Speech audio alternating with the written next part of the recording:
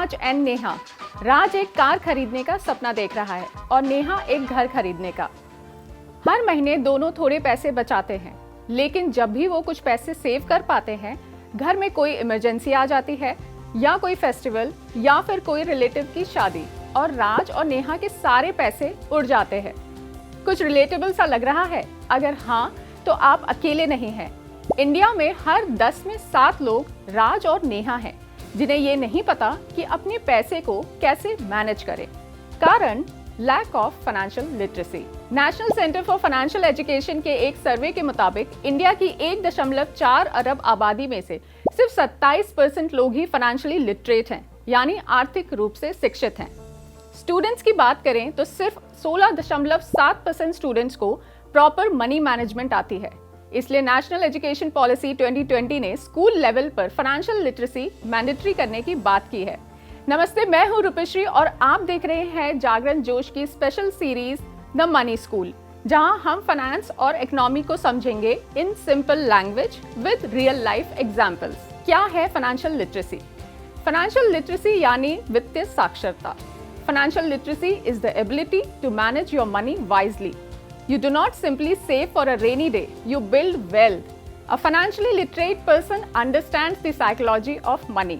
Financially literate होने का मतलब है आपके पास पैसे को सही तरीके से संभालने, इस्तेमाल करने और बढ़ाने की कला है।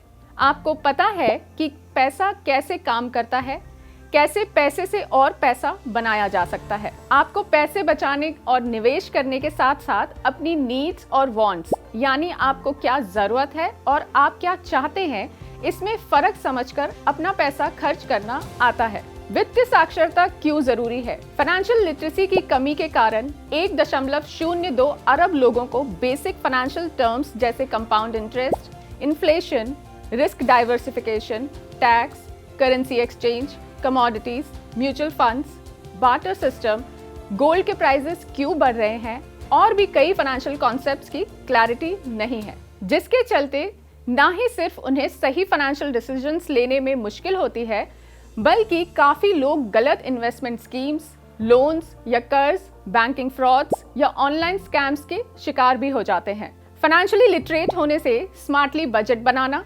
फ्यूचर के लिए बचत करना और सही जगह निवेश करना तो सीखते ही हैं। इनफैक्ट बुद्धिमानी से उधार लेना और वित्तीय जोखिमों से खुद को बचाना भी सीखते हैं। अब जैसे नेहा ने गोल्ड के बढ़ते प्राइसेस के दौरान फिजिकल गोल्ड खरीद लिया और इन्वेस्टमेंट्स की अपॉर्चुनिटीज को गवा दिया।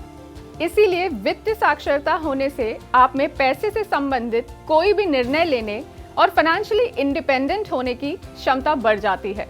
अगर आप स्कूल या कॉलेज स्टूडेंट हैं या फाइनेंस रिलेटेड कॉम्पिटिटिव एग्जाम्स की तैयारी कर रहे हैं, या प्रोफेशनल हैं या वर्किंग वुमेन हैं, या आप सिर्फ अपना आर्थिक ज्ञान बढ़ाना चाहते हैं, तो फटाफट से जागरण जोश को सब्सक्राइब करें, क्योंकि ये सीरीज आपको उन 27% में शामिल होने में मदद करेगी, जिससे you can go from financially confused to financially confident. जाते जाते एक सवाल, जब दुनिया में पैसा या करेंसी का आविष्कार नहीं हुआ था, तो लोग गुड्स और सर्विसेज को एक्सचेंज करने के लिए कौन सा पेमेंट मोड यूज करते थे?